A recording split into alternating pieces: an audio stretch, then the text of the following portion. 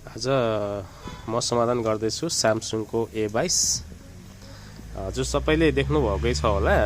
यो water damage केसहरुमा या त पत्ताको समस्यामा हामीले जहिले पनि देख्ने एउटा समस्या छ temperature error, temperature too low high यस्तै समस्याहरु आउँछ जसको कारणले चाहिँ तपाईको स्यामसङको थर्मिस्टर युज भएको फोनहरुमा चाहिँ चार्ज नहुन सक्छ।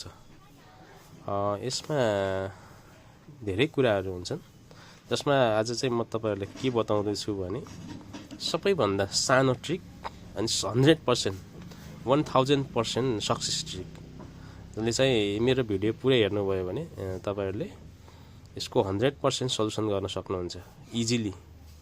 त्यो पनि कुनै पनि तार या कुनै पनि जम्पर कुनै पनि चार्जिङ कनेक्टर देखि तपाईको साथीहरुले युज गर्नुहुन्छ।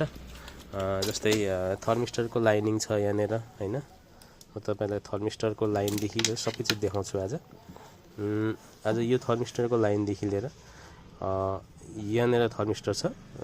यहाँ थर्मिस्टर सबै जम्पर देखि लिएर सबै गरिसके दुईटा पसलबाट रिटर्न आएको रहेछ सायद यो चाहिँ यसको म चेक गरेको यसमा 1.8 भोल्टेज पनि प्रपर ओके छ।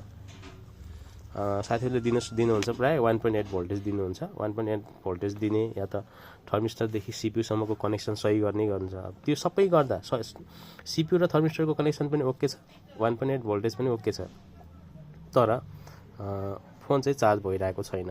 अनि यस्तो केसमा तपाईले सब बोर्ड फेर्नुहुन्छ सब बोर्ड फेर्दा पनि चार्ज हुँदैन। अनि त्यस्तो अवस्थामा तपाईको सब बोर्ड फेर्नेदेखि लिएर सबै गर्दा पनि सल्युसन भएको छैन भने आज म यो भिडियोमा तपाईलाई पूर्ण सल्युसन दिन सक्दिन्छु। तपाईले राम्रोसँग ध्यान दिएर पुरै हेर्नु होला है। म तपाईको यसको नेक्स्ट सल्युसन र यसको समाधानहरु पनि यसमै भिडियोमा देखाइदिन्छु तपाईहरुलाई है। हजुर यो यसमा म चाहिँ पहिला रिडिङ चेक गर्दै छु। तपाईको थर्मिस्टरको रिडिङ देखि लिएर 1.8 ओके छ है। म हजुरलाई झुट चाहिँ बोल्न चाहेन। तपाईको यो यहाँनिर थर्मिस्टरको रिडिङ हो देख्नुहुन्छ 552 आसपासको थर्मिस्टर रिडिङ छ। सीपीयू देखि थर्मिस्टरको लाइन पनि ओके छ यसमा है। अनि दोस्रो तपाईले 1.8 भोल्टेज लगाएर चेक गर्ने भन्नुहुन्छ प्रायमा 1.8 भोल्टेज पनि म तपाईलाई देखाइदिन्छु। फोनको कन्डिसन सेम नै छ अहिले पनि तपाईहरुले हेर्न सक्नुहुन्छ चार्ज चाहिँ भइरहेको छैन है। म तपाईलाई यही कन्डिसनमा नै देखाइदिन्छु है। सेम कन्डिसनमै छ। तपाईलाई म 1.8 देखाउँछु है हजुरलाई। यसमा 1.8 पनि ओके छ देख्नु भयो नि हैन। 1.8 पनि ओके छ 1.792 देखाइराछ। 1.8 को भोल्टेज पनि ओके छ। थर्मिस्टरको भोल्टेज पनि थर्मिस्टर टु सीपीयू को कनेक्सन पनि ओके छ। रिडिङ सही छ। यहाँबाट बोर्डमा के हामीले केही गर्नु पर्दैन। यसको पत्तामा देखि लिएर यो सबै ओके छ तर हैन तर चार्जिङ भइरहेको छैन। यस्तो केसमा चाहिँ तपाईहरुलाई म अब देखाउँछु है यसको वास्तविक हामीले गर्नुपर्छ चाहिँ के र यसमा हुन्छ चाहिँ कसरी। ओके नेक्स्ट स्टेपमा म तपाईहरुलाई देखाउँदै छु स्यामसङ A22 को थर्मिस्टर ओके हैन। यो बिटम्यापमा हेर्दै छु म बोर्नियोमा। बोर्नियो सबैसँग नहुन सक्छ। तपाईले इन्टरनेटमा हेर्नुभयो भने लगभग पाउनुहुन्छ है। यो कसै न कसैले राखिरहेको हुन्छ। यो चित्र चाहिँ पाउनुहुन्छ। यहाँ हेर्नुस् है तपाई हामीले यसमा हाम्रो यो फोनमा A22 मा तीन ठाउँमा थर्मिस्टर लागेको छ जसमा 100K को छ एपी थर्मिस्टर अनि यहाँ चाहिँ चार्जिङ थर्मिस्टर र तेस्रो छ के भन्छ थ्योरिकल थर्मिस्टर जसको म 4G नेटवर्कहरुमा नेटवर्क सेक्सनमा लागेको हुन्छ एउटा थर्मिस्टर। यो सबै 100K कै छ। अनि हामीलाई चाहिन्छ एउटा यसको समाधान गर्नलाई यसलाई यो मात्र हैन जुनसुकै स्यामसङका प्राय जस्तो फोनहरुमा तपाईको स्यामसङको मैले यसमा M21 को थर्मिस्टर हेरेको थिए। त्यो सबै धेरै ठाउँमा लागेको हुन्छ एपी तपाईको चार्जिङ थर्मिस्टर अनि के भन्छ थर्मल थर्मिस्टर अनि वालन थर्मिस्टर मतलब 4 वटा 3 वटा सम्म लागेको हुन्छ थर्मिस्टरको बोर्डमा। तपाईले यिनी मध्ये 4 वटा मध्ये 3 वटा जुनसुकै फेला पारे पनि हुन्छ। तपाईले सबैभन्दा इम्पोर्टेन्ट यसको समस्या समाधान गर्नलाई के चाहिन्छ हजुरलाई भने ब्याट्रीको एउटा हुन्छ ब्याट्री सेक्सनमा हुन्छ ब्याट्री थर्मिस्टर। ओके साथीहरु हामी सबैले थाहा भएकै र देखेकै कुरा थर्मिस्टरको लाइन हामीले सबै ठाउँमा भेट्छौँ होइन। थर्मिस्टरहरू 3 ठाउँ 4 ठाउँमा लागेको हुन्छ, कतिपय बोर्डमा 4वटा लागेको हुन्छ, कतिमा 5वटा हुन्छ, कतिमा 3वटा, कतिमा 2वटा होइन। हामीले सबभन्दा पहिला ध्यान दिनुपर्ने थर्मिस्टर कहाँ छ। अनि थर्मिस्टरको एक साइडमा हुन्छ ग्राउन्ड, एक साइडमा हुन्छ भ्यालु हुन्छ जो सिपियूसँग कनेक्टेड हुन्छ होइन। हामीले सिपियूसँग कनेक्टेड भोल्टेज चाहिँ कनेक्टेडबाट जम्पर निकाल्नुपर्ने हुन्छ एउटा, र त्यो जम्पर कहाँ लाउनु पर्ने हुन्छ भने हामीलाई सबभन्दा दोस्रो इम्पोर्टेन्ट चिज हामीलाई थाहा हुनै पर्ने, कुनै पनि हालतमा त्यो चिज चाहिँ हामीलाई थाहा भएपछि हाम्रो समाधान भयो। त्यो चिज हो हाम्रो ब्याट्रीको थर्मल। यहाँनिर छ तपाईँको ब्याट्रीको थर्मल थाहा भएन भने चाहिँ तपाईँको यो समस्या समाधान हुँदैन। ब्याट्रीको थर्मल कुन हो भन्नुहुन्छ भने मैले अलि नर्मली हेरेको छु यहाँ।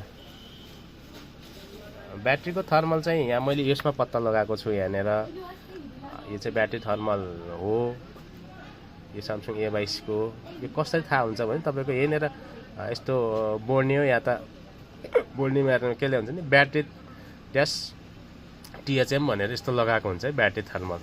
यो ब्याट्री थर्मलको लाइन कुन हो भने म तपाईँलाई ब्याट्री थर्मल चाहिँ बोर्डमा कसरी थाहा पाउने म थाहा भन्छु है तपाईँ। ब्याट्री थर्मल कुन हो भने तपाईँको ब्याट्रीको चार्जिङ बोर्ड सब बोर्डमा जो जहाँनिर चाहिँ ब्याट्रीको थर्मिस्टर लागेको हुन्छ एउटा लाइन हुन्छ। यसको लाइन या सिपियूको कनेक्सन यसलाई भन्छ ब्याट्री थर्मल। हामीले यो चाहिँ यो माथि बोर्डमा कहाँनिर छ यो थाहा पाउनुपर्छ है तपाईँले। यो जसरी भयो नि पत्ता लगाउनु पर्यो। यसको चाहिँ यो A22 को यहाँबाट माथिल्लो साइडबाट तपाईँको यो यहाँनिर 4 नम्बरको पिनमा, पहिलो दोस्रो तेस्रो चौथो नम्बरको पिनमा चाहिँ ब्याट्री थर्मल छ। हामीले त्यही यही 4 नम्बरको पिनमा भएको ब्याट्री थर्मललाई नै मैले त्यहाँ बोर्डमा देखाउँदैछु है। हेर्नुहोस् है, माथिल्लो साइडमा ब्याट्रीको थर्मल तपाईँको यो कनेक्टर भयो हाम्रो डिस्प्ले कनेक्टर या त चार्जिङ दुइटै कनेक्टर हुन्छ यसमा। एउटा दोस्रो तेस्रो चौथो नम्बरमा छ। हेर्नुहोस् है यो ब्याट्री थर्मल।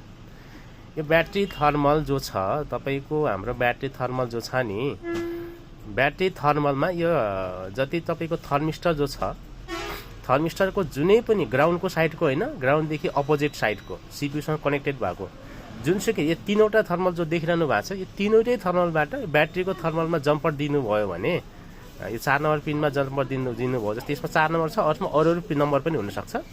ब्याट्रीको थर्मलमा तपाईँको थर्मिस्टरको कुनै पनि चाहे तपाईँले यहाँबाट दिनुहोस्, चाहे तपाईँले यहाँबाट दिनुहोस्, चाहे तपाईँले यहाँबाट दिनुहोस्, जुनसुकै ठाउँबाट पनि दिन सक्नुहुन्छ तपाईँले।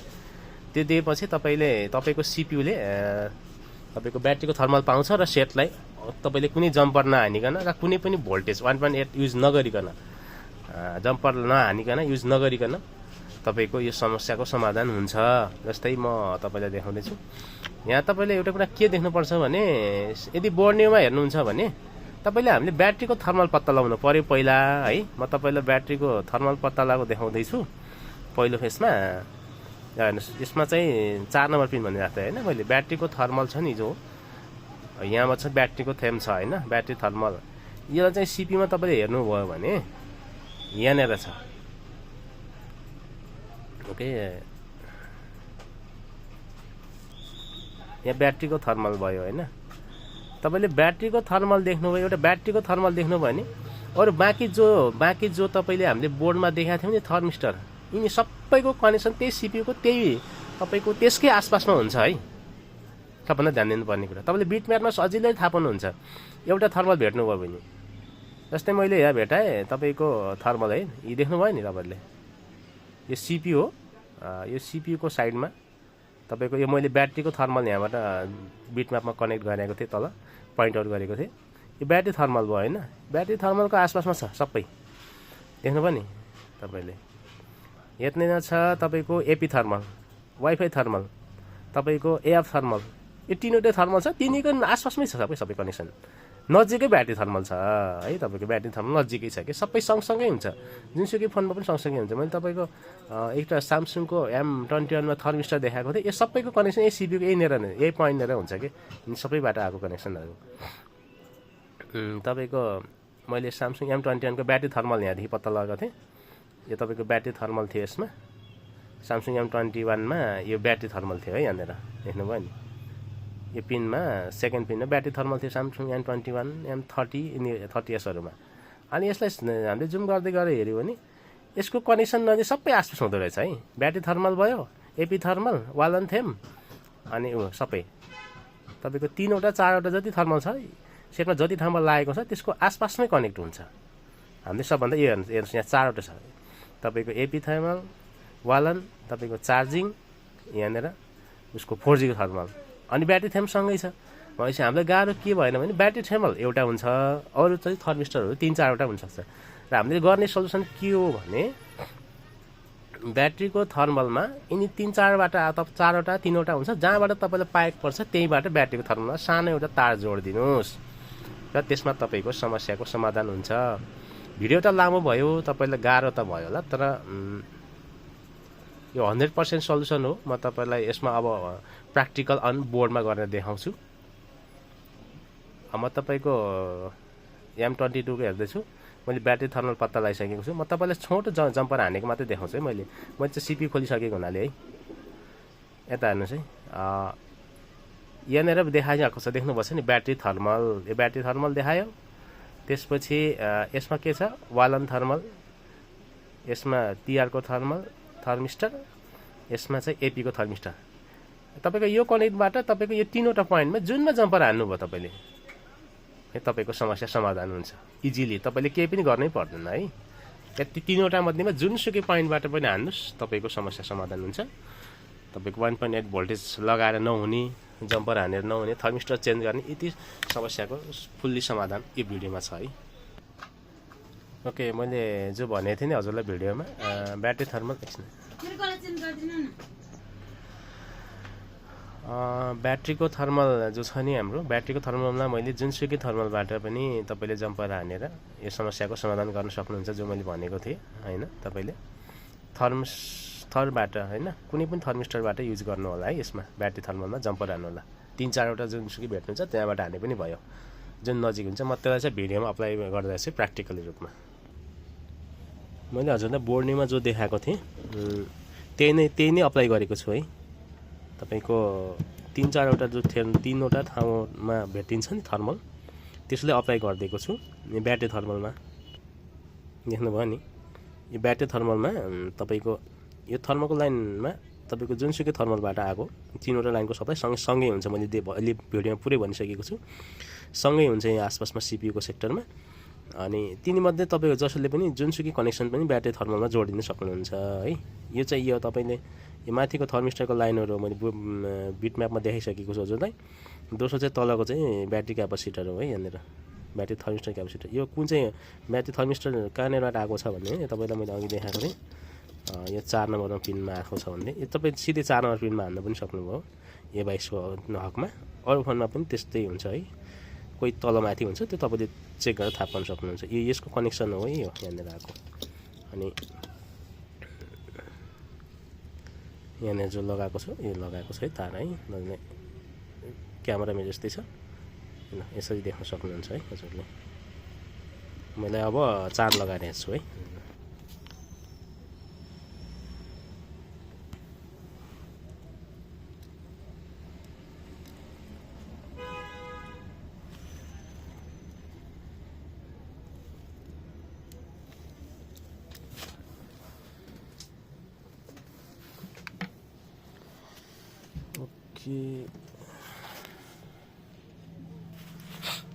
हेर्नुहोस् है, मैले कुनै पनि तार जोडेको छैन, कुनै पनि थर्मिस्टरसँग केही पनि कनेक्सन गराएको छैन है।